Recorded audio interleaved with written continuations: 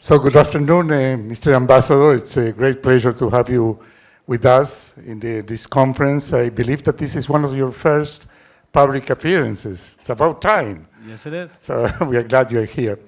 So let me start by expressing our deep gratitude to the U.S.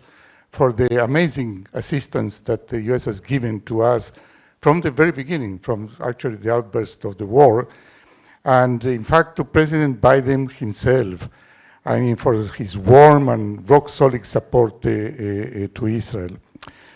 Mr. Ambassador, it seems that unfortunately we have reached an impasse on the negotiations towards a hostage deal. Can you give them some hope, some update on that? First, it's a pleasure to be with you here today, and thanks for the work that you do here at INSS. I think if you look at the hostage negotiations, I think it's a mistake to think they're over. There are still conversations going on. They're still back and forth. The differences are being narrowed. It's not yet an agreement. Everyone's looking towards Ramadan, which is coming close. I can't tell you that it will be successful, but it is not yet the case that it's broken down. And I think we have to remember why it's so urgent. First, these are lives. These people's lives matter, and if that was it, we should do everything we can to get them home. But it's also a hugely important strategic issue. I've only been here for 4 months, but I feel pretty comfortable saying that it's going to be hard for the healing in this country to begin as long as the hostage crisis is still ongoing. If you look around at the geopolitical issues, all of which are bubbling at the same time, the combination of an agreement on the release of hostages with a temporary ceasefire and a period where humanitarian relief can flood in to Gaza opens the door to things starting to settle into place on a host of important issues, which I suspect we're going to talk more about over the coming few minutes. A pause would increase the likelihood of a diplomatic solution in the north. A pause would increase the likelihood of the Saudi normalization going forward. And there's a huge need to be thinking about what comes next, which is very hard to do while there's the level of kinetic activity that's still going on. So I think at every level, the hostage crisis is one that has to be brought to conclusion. And I'll finish this by where I started, the people. Every day, it's more and more challenging to be optimistic. We have to get something done. Absolutely. I'm glad that you're saying that. I mean, the problem is that we don't see how. I mean, we don't see what sort of levers we have or the U.S. has vis-a-vis Qatar or Egypt to make it happen.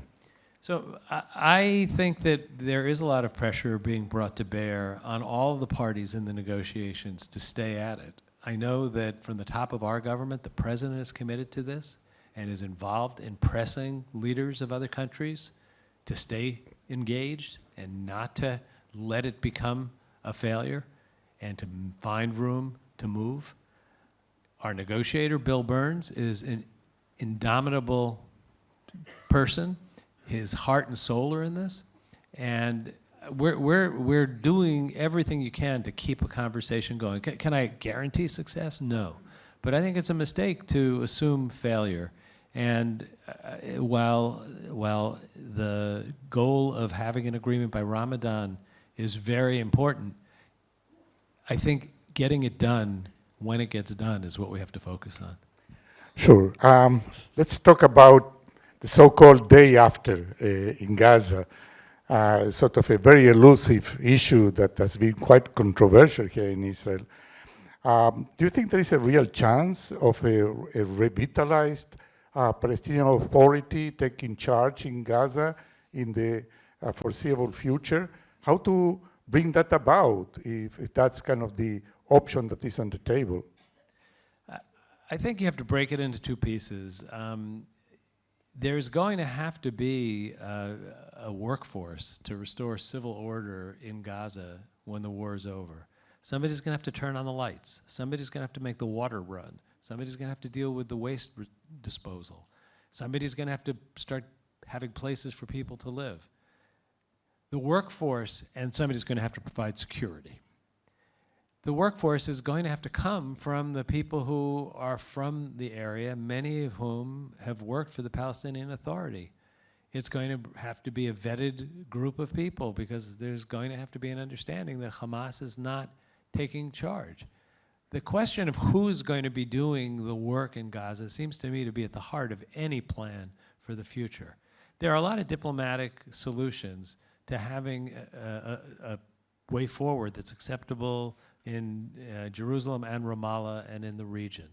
I think I'm a practical, operational person. If you could tell me the answer to how you have security on the streets, I think you could solve the other problems. That's where I would begin, by asking the question, how do you have basic security? We saw last Thursday the risk of what happens when there is not security. A convoy is mobbed by hungry, scared people, and it turns into a terrible tragedy. And the reality is restoring order is job number one. And I think going back to the people doing it is a way to think about it. Sure. You suggested the response to the first question that there is this grand strategy that the U.S. is working on.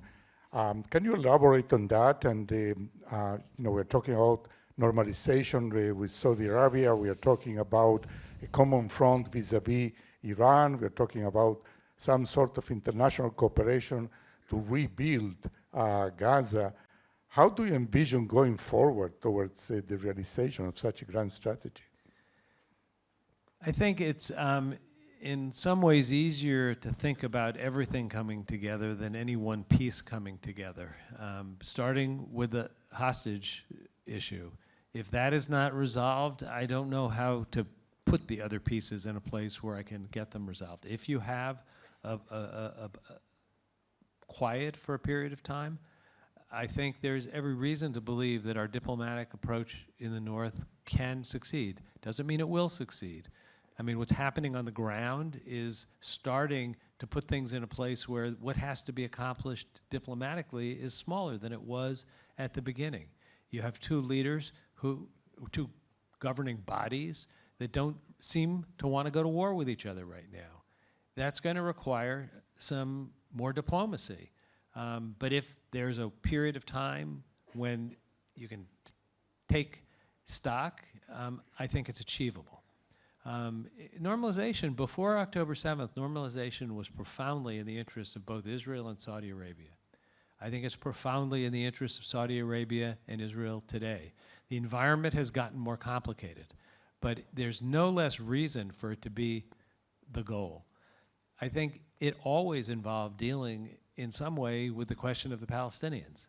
I think there was some notion that it didn't really matter if you addressed the issue. I always thought there was going to have to be a component that addressed the future of the Palestinian people.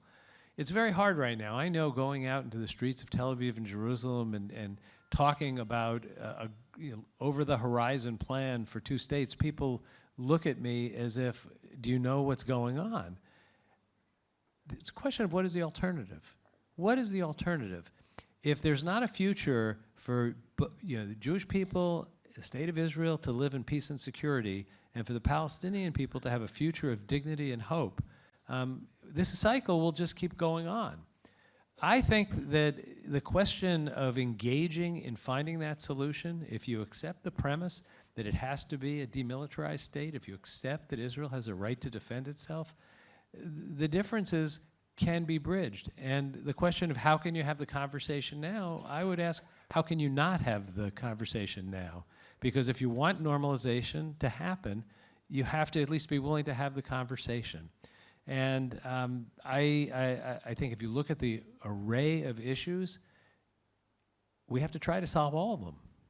And I don't consider that a grand strategy of a dreamer. Each one is a piece of a puzzle that has to be put together. Absolutely. I mean, that fits well with the overall theme of this conference, I think, which is that Israel is facing stark choices, dichotomous choices, and this is the time to choose, and you are suggesting that. Mr. Ambassador, unfortunately, we are running out of time, and there's so much to talk about. But, you know, we have gone through, since October 7th, through a terrible national trauma, both individually and collectively.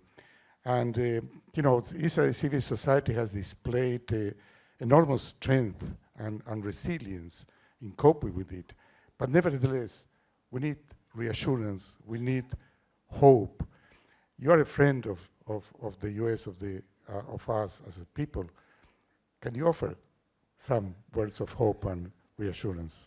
Well, I have to say that coming here at such a dark time as I did, I was struck at how many things there were to make you hopeful. The way people came together, the way the issues that were tearing the country apart were set aside, the way people just ran to do what they could do to help people they didn't know, who were just, you know, fellow citizens.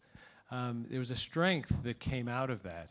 And figuring out how to hold on to that and going forward is ultimately the strength of any country, because none of us, no country is stronger in terms of defending itself from the outside than it would be by strengthening itself from the inside. You have to be strong from the inside. So that's something hopeful. It showed that very different interests could come together.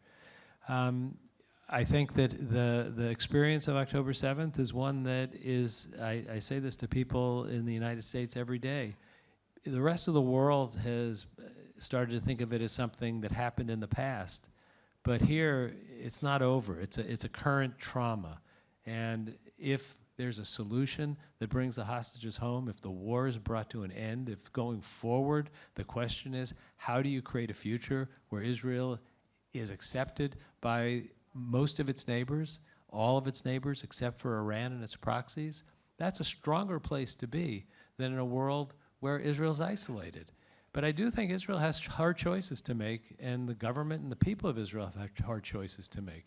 Coming out of this trauma, coming out of this tragedy, I think it's a burden of leadership to make hard choices, to have a vision to take the country to a stronger place. I do think there are ways to do that.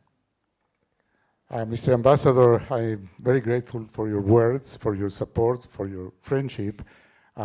This is the beginning of a beautiful friendship, as it says in Casablanca. So we hope to see you again soon at the INSS. Thank you so much. Thank you, Mano. It's good to be here with you.